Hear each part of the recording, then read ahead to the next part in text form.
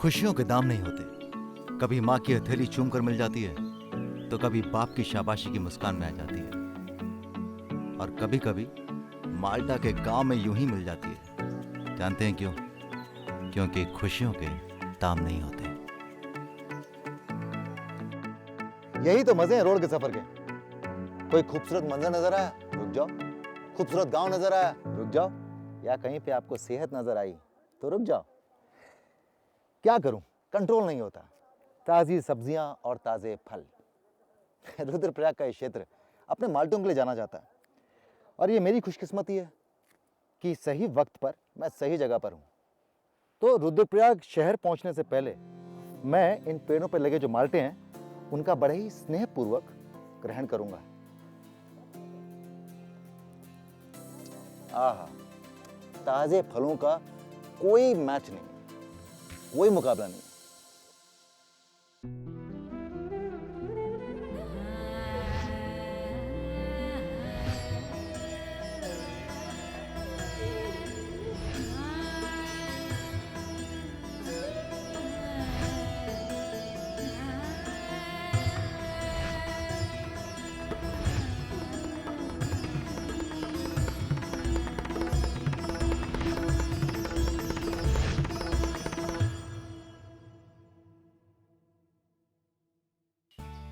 और इस कड़ी में उठाऊंगा आनंद माल्टों को पेड़ से तोड़ने का। एक अभी के लिए और एक रास्ते के लिए। ठीक है। जानूंगा कैसे बनता है बाजार में बिकने वाला ताजा माल्टे का जूस। ताजगी। अलकनंदा के चौथे संगम पर बिताऊंगा कुछ पल। पहुंचूंगा उत्तर वाहिनी गंगा के घाट पर। जाऊंगा पहाड़ों में बसे एक खूबसूरत गांव में एक खास इंसान से मिलने। फिर से स्कूल का विद्यार्थी बनकर जानूंगा गंगा की अहमियत को। एक ही टारगेट पकड़ना होगा अगर हमें गंगा को अविरल और निर्मल। गंगा के सामने होऊंगा नतमस्तक देवप्रयाग में। देवप्रयाग की प्राचीन दुकान पर चखूंगा एक अलग मिठाई। अब समझ में आया कि लोग यहाँ क्यों आते हैं। शामिल होऊंगा देवप्रयाग के संगम पर गंगा आरती में। अब एक माल्टे से ना तो मेरा मन भरा और ना ही आत्मा। अब मैं तलाश में था कि गांव में कोई ऐसा मिल जाए जो मुझे मन भरकर माल्टे खाने भी दे और तोड़ने भी दे।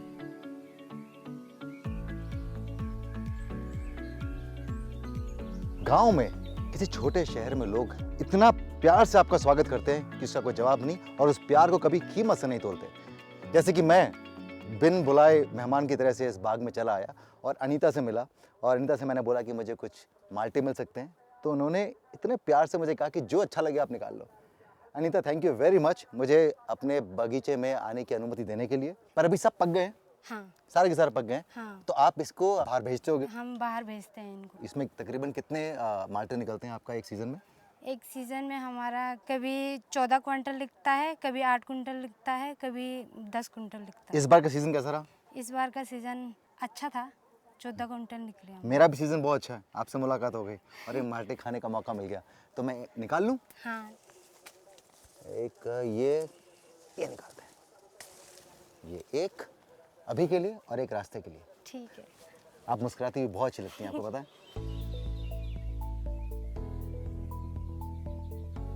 हमारी इच्छाएं कभी खत्म नहीं होती। अब माल्टा खाने की इच्छा को विराम मिला, तो मेरे कदम बढ़ चले माल्टा से बनने वाले एक और उत्पाद को देखने के लिए।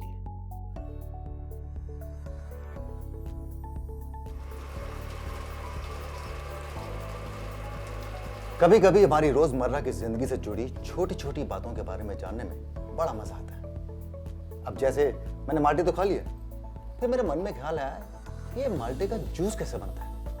क्या ये उतना शुद्ध होता है? क्या उसमें कोई फ्लेवर होता है? तो बस माल्टे के फार्म में माल्टे ढूंढते ढूंढते मुझे मिल गई ये माल्टे के जूस की छोटी सी यूनिट, जहां पे ये माल्टे का जूस के साथ साथ और भी अन्य जूस बनाते हैं, है ना सर? जी, हम लोग सीजन में बुरांस का जूस भी बनाते हैं जी, और जब आंवला होता है आंवले का जूस बनाते हैं, और इसके अलावा कुछ प्लेन के क्षेत्र में कोई लीची होता है, लीची का हम लोग जूस बनाते हैं और साथ में अचार का हम लोग काम करते हैं। तो आपने बुरांश बोला है, बुरांश वही है ना फ्लावर जिसका नाम बड़ा मुश्किल से बोला, रोडोडेंड्रन होता है। इसको उत्तराखंड का राज्य पुष्प भी है, बहुत खूबसूरत। और ये कहा जाता है कि हृदय के लिए बहुत बढ़िया होता है। तो सर अब पहले मेरी जिज्ञासा पूरी कीजिए, जो हम माल्टे का जूस पीते हैं मार्केट में, क्या वो उतना ही शुद्ध होता है या कितना प्रतिशत शुद्ध होता है आप बताइए? देखिए क्या होता है, जो भी स्क्वैश हम लोग बनाते हैं, स्क्वैश की एक रेसिपी होती है और जो इसकी रेसिपी है वो लगभग 40% के आसपास में रस डाला जाता है और लगभग 45% इसमें सिरप होता है, चीनी का सिरप होता है। तो आप सिर्फ शुद्ध जूस नहीं बेचते? सिर्फ शुद्ध जूस जो होता है वो थोड़ा कसैला होता है, मतलब बिल्कुल पीने में लाजमी नहीं होता। अच्छा, ये माल्टा ये सिर्फ इसी रीजन में उगता है? क्योंकि माल्टा भी होता है, संतरा भी होता है, मौसमी भी होती है, कीनू भी होता है, तो माल्टा इन सबसे कैसा अलग हुआ? नहीं देखिए, माल्टा एक पहाड़ी शब्द है जी। और ये दरअसल एक सिट्रस फूड है, ऑरेंज की ही वेराइटी है। इसमें थोड़ा विटामिन सी ज्यादा होता है। थकते नहीं हो आप सुबह से शाम तक काट के? नहीं जी, कितने घंटे निकालते हो? 8 घंटे करते हैं सर। 8 घंटे? अरे बाप रे। और कितने माल्टे हो जाते हैं 8 घंटे में? हो जाते हैं 3-4 क्विंटल, 4-5 3-4 क्विंटल कर देते हैं। क्विंटल? एक दिन में 3-4 क्विंटल अपने हाथों से छील देते हैं? हाँ जी, ये भी यहाँ बनाते हैं? देखिए कुछ हमारे ऐसी चीजें हैं कि जो कि सिर्फ पहाड़ों में ही मिलती हैं, जैसे लिंगड़ा होता है। ये लिंगड़े का डब्बा है। लिंगड़े एक सब्जी होती है, इसके ये बरसात के सीजन में पाया जाता है। नाम में ही स्वाद है, लिंगुड़े का अचार। इसको मैं चख सकता हूँ? जी बिल्कुल। लेकिन मैं चम्मच होगी तो दे दीजिए, उनकी मम्मी हमेशा बोलती थी बिल्कुल कि अचार में कभी भी उंगली नहीं लगानी नहीं चाहिए। डालनी चाहिए और डालना भी नहीं चाहिए, क्योंकि जो है खराब हो जाता है। लेकिन हकीकत ये शायद ही कोई ऐसा होगा जिसने कभी अचार की बोतल में उंगली डाल के अचार ना खाया हो। जी, ये है। नाम में अगर स्वाद है तो स्वाद की तो बात ही कुछ और है। हमारा कटहल होता है, पहाड़ी कटहल। कटहल का अचार।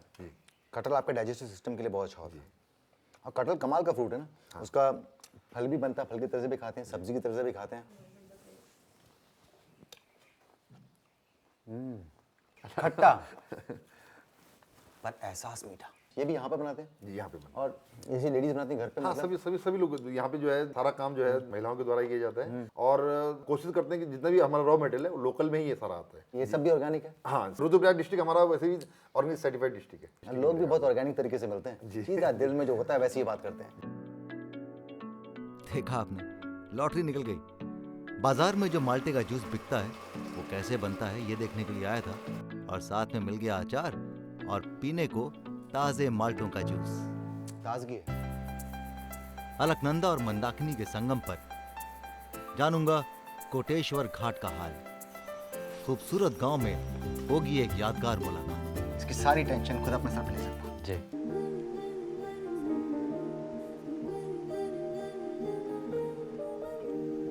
अलकनंदा के साथ चलते चलते मैं पहुंच गया उसके चौथे संगम पर। जब मैं नदी किनारे अकेला होता हूं तो अक्सर मन में एक ख्याल आता है कि ये नदियां बिन कहे न जाने जीवन के कितने पाठ हमें पढ़ाती हैं। बस पढ़ने वाला होना चाहिए। ये तो आप जानते ही हैं कि अलकनंदा भागीरथी से मिलकर गंगा बन जाती हैं, लेकिन भागीरथी से मिलने से पहले अलकनंदा में कई नदियां जुड़ जाती हैं। विष्णुप्रयाग में धौली गंगा अलकनंदा में मिल जाती है, नंदप्रयाग में नंदाकिनी अलकनंदा में मिल जाती है, कर्णप्रयाग में पिंड नदी अलकनंदा में मिल जाती है, और यहाँ रुद्रप्रयाग में मंदाकिनी अलकनंदा में मिल जाती हैं। ये संगम, ये प्रयाग कितने खूबसूरत होते हैं ना। दो अलग अलग स्वभाव की नदियां एक दूसरे में मिलकर एक ही स्वभाव से आगे बढ़ जाती हैं।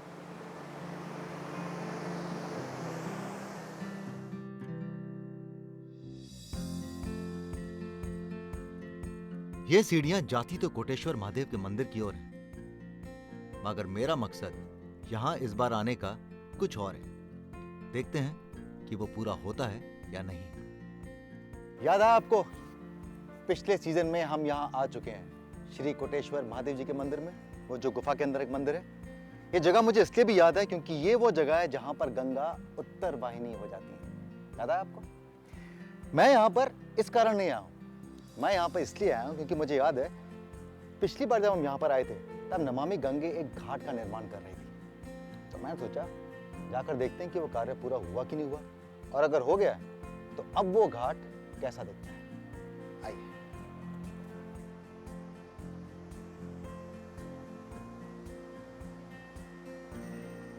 भाई काम तो हुआ है, और सच है कि जब पिछली बार यहाँ पर आए थे तब ये कार्य शुरू हुआ था, चल रहा था, और इस बार जब मैं यहाँ पर आया हूँ तो ये कार्य खत्म हो गया। मेरे साथ में बैठे हैं प्रताप सिंह बिष्ट, जो कि एग्जीक्यूटिव इंजीनियर हैं यहाँ के सिंचाई विभाग के डिपार्टमेंट के, और इस कार्य की जिम्मेदारी शायद आप ही के सर पे थी। जी जी, इस घाट की पौराणिक महत्व है और यहाँ पर स्थानीय लोगों के अलावा जो है कि देश विदेश से भी बहुत सारे श्रद्धालु यहाँ पर आते हैं और ये आवश्यक भी था कि एक सुंदर घाट बने और इस नमामि गंगे के योजना के तहत जो है कि ये कार्य संपन्न हो पाया है। पर अभी लास्ट टाइम जब मैं आया था यहाँ पे तब एक्चुअली मुझे देख के बहुत अच्छा लगा था कि कार्य हो रहा था, जी। पर कभी कभी क्या होता है आपको सरकार के ऊपर भरोसा नहीं होता जी। कि कार्य खत्म होगा कि नहीं होगा, कार्य कैसा होगा। और ये तो यहाँ तो गंगा उतरवा ही नहीं है, तो ये तो बहुत ही एक खूबसूरत स्थल भी है। ये इसकी एक बहुत ही महत्वपूर्ण बात ये है कि यहाँ पर अलकनंदा केवल बहती है जी। और उसी में से एक धारा बन करके उत्तर वाहिनी बन जाती है जो भोलेनाथ जी के पवित्र गुफा की तरफ को जो है दिशा होती है। करेक्ट। और लोग आते हैं यहाँ पे बैठना शुरू कर दिया लोगों ने। बिल्कुल बिल्कुल, इसमें लगातार जो है कि तीर्थयात्री पहले भी आते थे लेकिन बहुत तंग स्थिति थी जी। और जब से ये घाट का निर्माण हुआ लगभग 5,000 से 10,000 के बीच में कभी कभी भीड़ हो जाती है और हमने चारों तरफ से जो है कि इसके एग्जिट और एंट्रेंस सब इसमें स्टेप्स बनाए हैं, रास्ता बनाए हैं, उससे लोगों को दर्शन अच्छी तरीके से होते हैं। ये तो मैं भी कहता हूँ दावे के साथ में कि जनता की सुविधा के लिए जिस घाट का निर्माण हुआ है वो वाकई बहुत ही खूबसूरत है। इस सफल कार्य के लिए मेरी तरफ से आपको ढेर सारी बधाइयाँ। और मैं दर्शकों को भी कहना चाहता हूँ कि आप जब कभी कोटेश्वर महादेव मंदिर आए, आपके लिए बहुत सारी सुविधाएं हैं। इस घाट पर आकर बैठे और गंगा के बिल्कुल चरण तक आप जाकर उसका आचमन कर सकते हैं।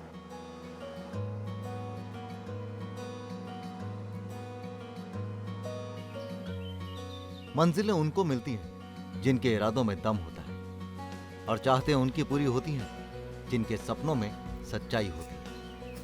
मेरे तो इरादों और सपनों में दम और सच्चाई दोनों हैं, तभी तो खुशी से आगे बढ़ता जा रहा हूं। और अब मैं एक खास वजह से कहीं जा रहा हूं।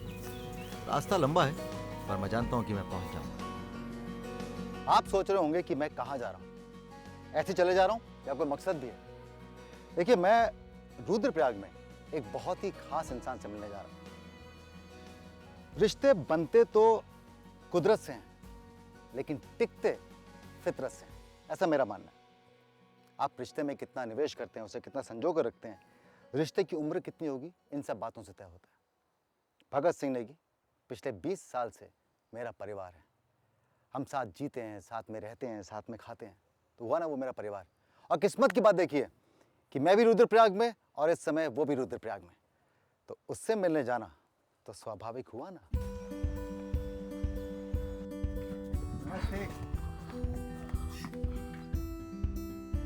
ये देखिए, आलू, पहाड़ी आलू, साथ में सरसों, वो उधर मटर, केले, पपीते, कद्दू, अमरूद। क्या चाहिए इस गांव को और? सेल्फ सफिशिएंट विलेज की करेक्ट डेफिनेशन है। बस अब भगत मिल जाए। एक्चुअली भगत से इस बार मैं जरूर पूछूंगा कि क्या कारण है कि इतना खूबसूरत गांव छोड़कर कोई शहर की तरफ रुख क्यों करता है। शॉर्टकट मारता हूं, शॉर्टकट।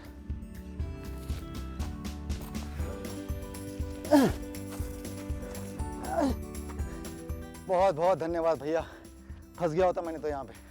Thank you. देखा, इंसान ही इंसान के काम में आता है हर वक्त। नमस्ते नमस्ते। नमस्ते, कहाँ से आए आप? मुंबई से।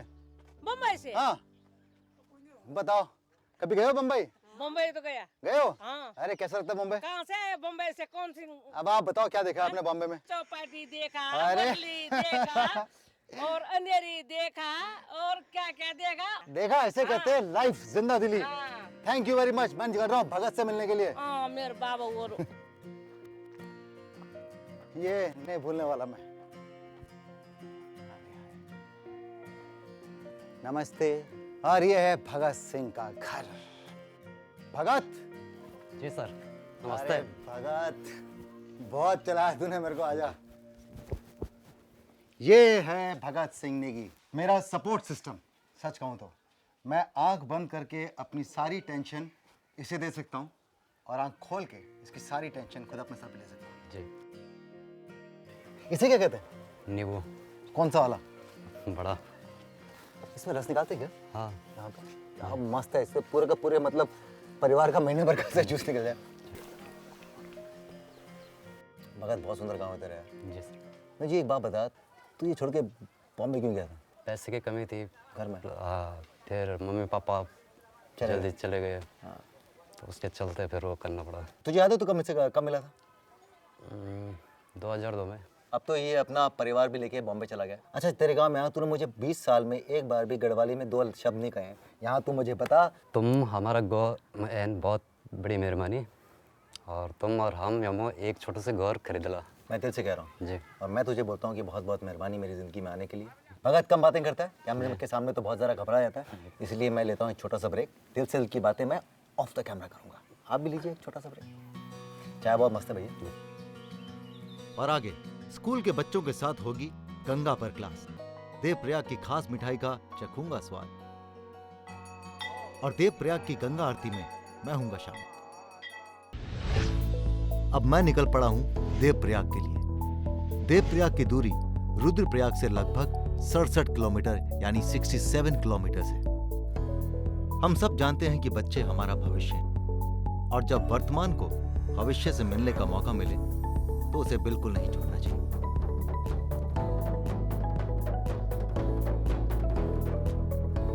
तो इसीलिए मैं जा रहा हूं देवप्रयाग के एक स्कूल फंक्शन में, और वहां मिलूंगा हमारे भविष्य के निर्माताओं से। नमस्ते। बहुत बहुत स्वागत और अभिनंदन है।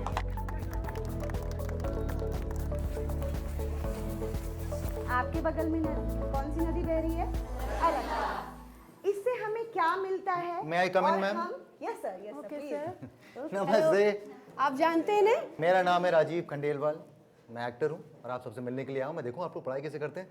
मैं बैठ जाऊँ थोड़ा किसी के साथ में? जगह है यहाँ पे? Sir. Yes sir, bench yes किसके sir. पास में? आप लोगों को मैं 2 पर्ची दे रही हूँ, और आपने देखा ना बोर्ड में, राजीव जी आप भी ध्यान दीजिए। नदियों से हम क्या लेते हैं और एक क्या देते point, हैं। और नदियों को हम क्या देते हैं दूसरा पॉइंट। बगल में जो नदी बह रही है अलकनंदा नदी, उसको अपने दिमाग में रखिए। हाँ, क्या लिखा आपने? नहीं पूछना अरे नहीं है यार। राजीव सर। क्लासरूम में कॉपी तो करते हैं ना। क्या लिखती है लड़की? सर अभी नहीं करना है। ये क्या दे रहे हैं और ये क्या ले रहे हैं? वेरी देखने गुड। में तो बहुत छोटा सा सवाल है, लेकिन अगर लिखने बैठ जाओ ना तो आप पूरा का पूरा निबंध लिख सकते हो उसके ऊपर। मैं एक व्यू पढ़ के सुना रही हूँ, आप में से वो खड़ा हो जाएगा किसका व्यू है। यह हमें हमारा जीवन देती हैं, हमें पानी देती हैं। ये किसका व्यू है? किसने लिखा है भैया ये? बहुत सुंदर लिखा है। मैं तभी कॉपी कर रहा था, दिखाने नहीं दिया मैंने, लेकिन सबसे अच्छा भाव आपका है, बहुत बहुत खूबसूरत। अच्छा। और राजीव जी ने क्या लिखा है? मैंने लिखा कि हम गंगा का पानी, उसका प्यार और उसका दुलार, हम वो सब ले रहे हैं और दे क्या रहे हैं। मुझे ऐसा लगता है कि हम गंगा को अपना अनादर और बुरा व्यवहार दे रहे हैं। सही है? ये जो गंगा बॉक्स है, इसे नमामि गंगे द्वारा प्रत्येक स्कूल के लिए या टीचर्स को ट्रेनिंग करने के लिए ये बॉक्स दिया गया है, जिसके द्वारा हम यह बता सकें कि हम अपने गंगा को किस तरह से कनेक्ट कर सकें। बहुत सही कदम है। और ऐसे एक छोटा सा क्वेश्चन है मेरे दिमाग में, अविरलता का मतलब मालूम है आप लोगों को? अविरल का मतलब होता है जो हमेशा चलता है, समय से चलता है। हमेशा चलता है। और निर्मल कैसे कहते हैं? हाँ, साफ, करेक्ट, घबरा क्यों रहे हो? साफ, शुद्ध, उसे हम निर्मल कहते हैं। अगर मैं बोलूं कि अविरल और निर्मल दोनों का अगर मैं एक साथ में इस्तेमाल करूं तो पहली चीज क्या दिमाग में आती है? गंगा। कि गंगा हमेशा अविरल बनी रहे और गंगा हमेशा निर्मल बनी रहे। आप देखिए, अब सरकार अपना काम कर रही है, वो बच्चों में एक किस्म की जागरूकता बनाने की कोशिश कर रही है।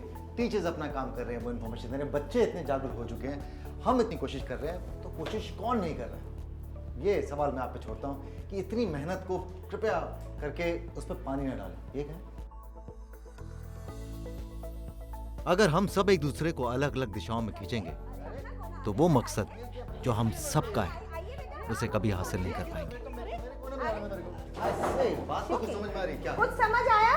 एक ही टारगेट पकड़ना होगा अगर हमें गंगा को अविरल और निर्मल। बहुत बढ़िया शब्द। क्या ज्ञान दूं मैं आपको? हमें बहुत ही खूबसूरत छोटा सा विचार है कि अगर हम सब हाथ पकड़ के एक साथ एक ही दिशा में चलें तो शायद बदलाव बहुत ज्यादा आ जाएगा।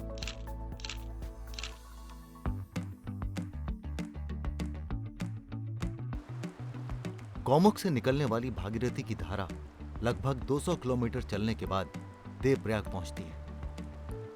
दूसरी तरफ बद्रीनाथ के पास से निकलकर अलकनंदा नदी भी करीब इतनी ही दूरी तय करने के बाद देवप्रयाग पहुंचती है।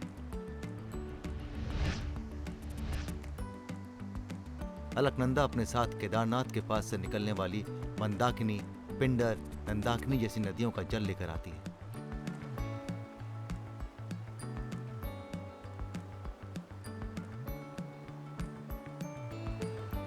गौमुख से निकली ये भागीरथी युगों युगों से अपने संपर्क से सभी को निर्मल और समृद्ध कर रही है।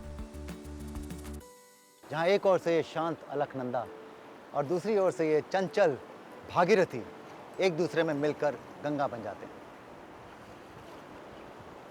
सोचो तो ये कल्पना से भी परे है कि न जाने कितने युगों से, कितनी पीढ़ियों को यही गंगा जीवन प्रदान करती आ रही है। आखिरकार माँ का दर्जा जो है गंगा का।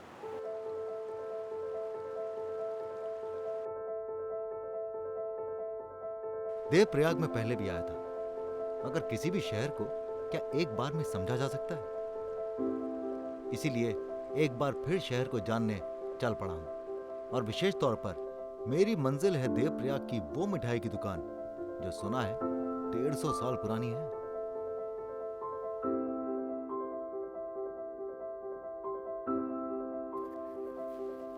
परमिंदर सिंह जी की दुकान यही है। नमस्कार। नमस्कार सर। परमिंदर सिंह जी।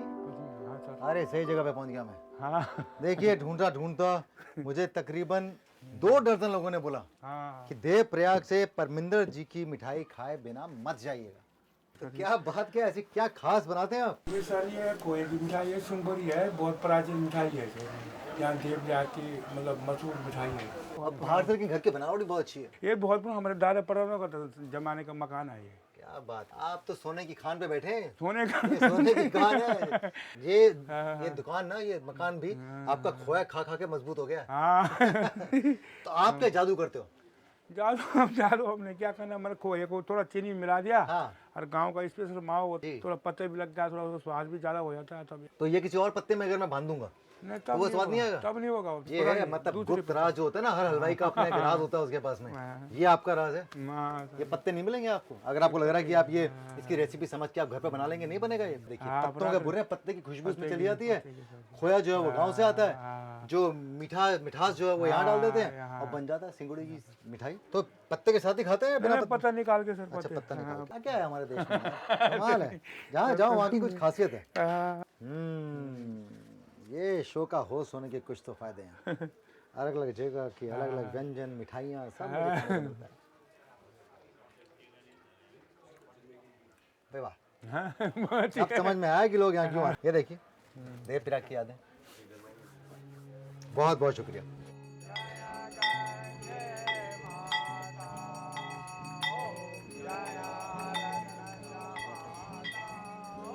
माँ गंगा की आरती में शामिल होना अब तो एक परंपरा सी बन गई है, पर इससे ज्यादा ये मेरा समर्थन है उस श्रद्धा को जो इस जीवनदायिनी की उदारता और एहसानों का नमन करती। इस आरती के धर्म में अगर हम सबके कर्म जुड़ जाएं, तो इस आरती के शब्द और भाव और भी सार्थक हो जाएंगे। हमारे देश में कितना खजाना है, क्या नहीं है हमारे देश में। हर गांव, हर छोटा कस्बा, हर दूर दराज का इलाका हमारे देश में प्राकृतिक संसाधनों से भरा हुआ है। लेकिन फिर भी यहाँ के लोग गरीब हैं। जानते हैं क्यों? क्योंकि यहाँ जो लोग बनाते हैं, जो उगाते हैं, उन्हें हम खरीदते ही नहीं, और अगर खरीदते हैं तो उचित दाम नहीं देते। और शायद यही कारण है कि यहाँ के लोग अपनी ही मिट्टी से उजड़कर शहर की भीड़ में खो जाते हैं। हाँ, मैं चलता हूँ और अगले एपिसोड में आपसे मिलूंगा, लेकिन जा रहा हूँ इस उम्मीद के साथ कि मैं और आप अगर हो सके तो इस देश में बनी चीज़ों का इस्तेमाल करेंगे, अपने स्थानीय उत्पादनों का सेवन करेंगे, अपने देशवासियों को रोजगार देंगे और अपने देश को आत्मनिर्भर बनाएंगे। घबराइए मत, वादा नहीं मांग रहा हूँ, बस आपके समर्थन की अपेक्षा कर रहा हूँ। कर्मों में ना सही, विचारों में ही सही। शुभ रात्रि।